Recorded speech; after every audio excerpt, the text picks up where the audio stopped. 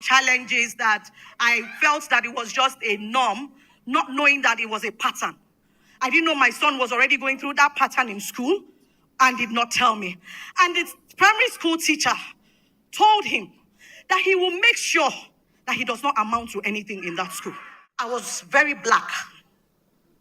I had veils. I didn't know I had veil covering me. Each time I walked around for a career I've been in for over 2 decades, each time I walk around, I'm being called another person's name. I didn't know what was happening. I came that day. I didn't know that what we do online is even child's play. On this place, life, I saw the fire. By the next day, the real Grace Ama came out. I started having recognitions. And that, I've been looking for a visa I had my son in the UK, and since then everything ceased. Then applying for visas, I will get several visas and I will not be able to travel for no reason. On that day, after I left here in December, I got a Schengen visa, all expense paid. Now, from that day, it has been streams of joy. How will you shout? NSPPDians, how will you shout? Good morning, Papa. Good morning, church. I'm super excited to be here this morning to testify of the goodness of God in my life and that of my family. A little backstory. In 2010, I got pregnant out of wedlock.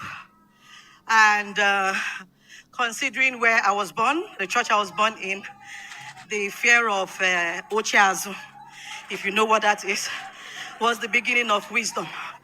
And for me, I contemplated a lot of things. In fact, I had booked an appointment to terminate my son. But thankfully, a day before that appointment, I got a call, and the rest is history. Now, fast forward. Even my parents disowned me because the kind of parents they were, or they are, in the church. It was a shame. It became a struggle. To feed became a problem. Even to take care of him as a single mom became a problem. But I kept struggling until 2020. 2020, October to be precise. One of those days I was just going through WhatsApp status, and I stumbled on a friend's status, and we got talking. For no reason, I started speaking up what I was going through. And in her words, she said that she's going to introduce me to an altar of fire. Meanwhile, before that time, I had seen the prayer on Facebook, but I went past it. And she told me, she said she's going to introduce me to a prayer platform, NSPPD. And she said, for Yorubas, Ninu ekpe, ninu adura, wafi konroshe. That is to say, in prayers or in curse, I will send one to her. And that was how the journey started. And when I started, there was every Wednesday, that period, there was always this prayer point, stop them before they stop you. And on that particular day, even data was a problem. So that particular day, I after praying, I didn't know that my son had been struggling. So now, whilst I was growing up, I went through a lot of challenges that I felt that it was just a norm, not knowing that it was a pattern. I didn't know my son was already going through that pattern in school and did not tell me. And the primary school teacher told him that he will make sure that he does not amount to anything in that school. So the struggle kept on. And after that prayer, being on NSPPD altar, I kept praying. On that faithful day, stop them before they stop you. After prayers, I just slept off. Sleeping, even if it was the president that called me that day, I didn't just want to know, I just wanted to sleep. A call kept coming on. Kept coming. Lo and behold, it was the head teacher. And she told me, she said, that my son will be honored. They want to honor my son. I said, honor my son. What for? She said I should be excited that my son wants to be honored. I said, yes, I'm excited, but what's the honor? And she didn't say anything. She said I should just make sure that he comes out very clean. He goes to school clean anyway. But he's going to be an example to his fellow pupils. I said, okay. I now stood up, went that day, did my own do. Then, that evening, it dropped in my spirit that it was prefect inauguration. And I said, prefect inauguration, and they are telling me a day before. Now, on that day, they went for it, and lo and behold, he was the assistant head boy. Now, this is the story. For a child that was told that he's not going to amount to anything, from primary 3, there was somebody already who was always preferred and was given the preferential treatment and was coming first. My son came out as the first position. That was the first one, primary school. Moving forward, he continued secondary school and it went on and on and on. Now, the one that made me say, I want to come and say this testimony. I was here in Abuja on the day that the testimony of the Muslim woman who had David and the twins and Samuel was mentioned. At the mention of Samuel, I got a message from the school and I saw it. It was my son being brought out on the assembly. I was panicking. I said, I hope all is well, because I was here in Abuja. I said, I hope all is well. Now, they now said that he saw a huge amount of money in the school premises and took it to the school authorities. So now the announcement was to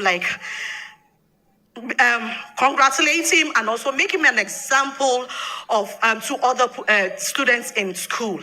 Now, the recognition that was given to him for character is a recognition that even the school authorities have been working towards to get. But it was given to my son on a platter of gold. And also, he was overall best in his studies. Now, also on nsppd altar, his British passport was given to him. Protocols were broken. Now, for me, it has been a pattern. I've always had this thing that, oh, yeah, what is yours will be yours. If it does not come to you, then. But nsppd altar made me know, and Papa made me understand that, hey, if you have to go for it, go for it. By fire, not even by thunder. So I went for it, and his award was given to someone else on the day of graduation, but after the process, it was given back to him. Now, my own testimony. I've always struggled, like I said. The first time I stepped foot, I've always done online, but I stepped foot here the first time, 2024, November to be precise. I was very black. I had veils. I didn't know I had veil covering me. Each time I walked around for a career I've been in for over 2 decades, each time I walk around, I'm being called another person's name. I didn't know what was happening. I came that day. I didn't know that what we do online is even child's play. On this place, live, I saw the fire. By the next day, the real Grace Ama came out. I started having recognitions. And that, I've been looking for a visa I had my son in the UK, and since then everything ceased. Then applying for visas, I will get several visas and I will not be able to travel for no reason. On that day, after I left here in December, I got a Schengen visa, all expense paid. Now, from that day, it has been back to back to back. And currently, or last year, when I came to Abuja, I also stayed there. I was always praying on the altar every day like a mad woman. And an opportunity came for me to contest an election. I've never contested before. I came out for that position unopposed. As a royal daughter that I am, nobody can contest with me. And I went there and I won the election. To the glory of God, I have come to say thank you to Eroy. My son is 15 years today, to the glory of God. That child that they said cannot amount to anything is doing great works for Eroy. What God cannot do. Thank you so much, Papa. May the oil on your head never run dry, sir. Uche Chuku is saying hello. God bless you, sir. Thank you, sir.